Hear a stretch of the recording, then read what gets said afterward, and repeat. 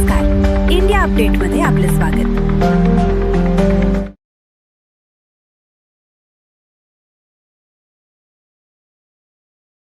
हे जे आंदोलन आहे हे पिट्टी इंजिनिअरिंग लिमिटेड ही लिंबे जळगावची जी कंपनी आहे, कारखाना आहे, त्या कारखान्यामध्ये जवळपास 1,500 कामगार काम करतात।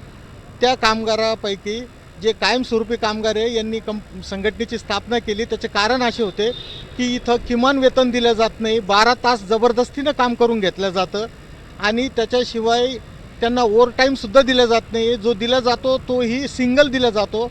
या सगळ्या कायद्याची अंमलबजावणी करावी यासाठी माननीय कामगार उपायुक्त कार्यालय, फॅक्टरी इन्स्पेक्टर ऑफिस यांच्यातर्फे इन्स्पेक्शन झाले व त्यांनी तसा अहवाल पण दिला की इथं खरंच तशी तिथं अंमलबजावणी होत नाही आहे। या कारणासाठी आम्ही आज जिल्हाधिकारी कार्यालय यांच्या समोर हे धरणे आंदोलन आज करत आहोत आणि माननीय जिल्हाधिकारी साहेबांना हीच विनंती आहे की आता आपल्याला ह्या ज्या कायद्याच्या राज्यामध्ये जर इतकी अनफेअर प्रॅक्टिस जर कोणी कारखाना करत असेल तर याच्यावर सगळ्यांनी अंकुश लावणे गरजेचे आहे।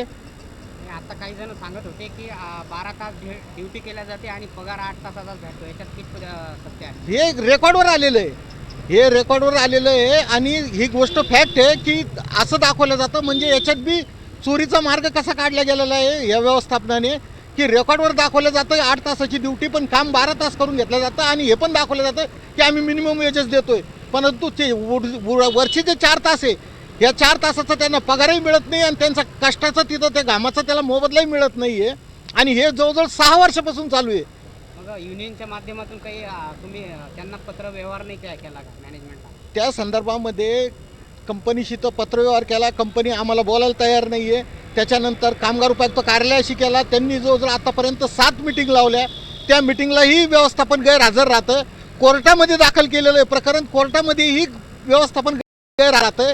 म्हणजे अगदी कुठल्याही कायद्याची ते म्हणजे कुठल्याही मशिनरीला ते जुमानत नाही आहे। जवळजवळ ही 6 वर्षापासून यांचं अशी अनफेअर प्रॅक्टिस चालू आहे आणि मागच्या जवळजवळ 4 महिने अगोदर सर्व कामगारांनी एकत्रित मिळून पिट्टी कामगार संघटनेची स्थापना केली आणि ह्या संघटनेच्या माध्यमातून त्यांनी आता हे पुढचं आंदोलन चालू केलेलं आहे। कंपनीच्या जो किमान वेतन आयोग कायदा आहे किंवा प्रत्येकाला त्यांच्या मानधन कामानुसार वेतन मिळालं पाहिजे, हो, मग त्याची अंमलबजावणी नाही केल्या जाते। अंमलबजावणी 6 वर्षापासून केल्या जात नाही आहे।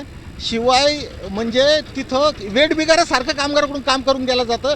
तिथं कामगाराला कॅबिनमध्ये बोलून धमकावलं जातं आहे।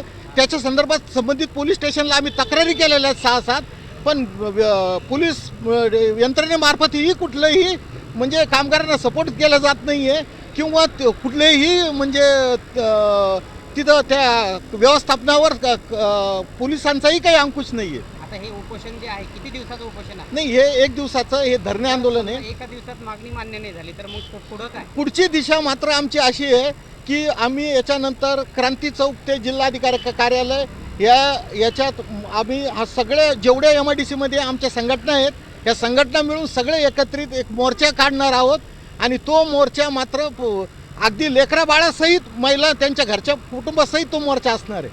आपलं नाव? जगदीश कान्होजी उराळे, मी अखिल भारतीय छावा संघटनेचा सचिव आहे आणि ह्या कामगार संघटनेचा पण मी सचिव आहे।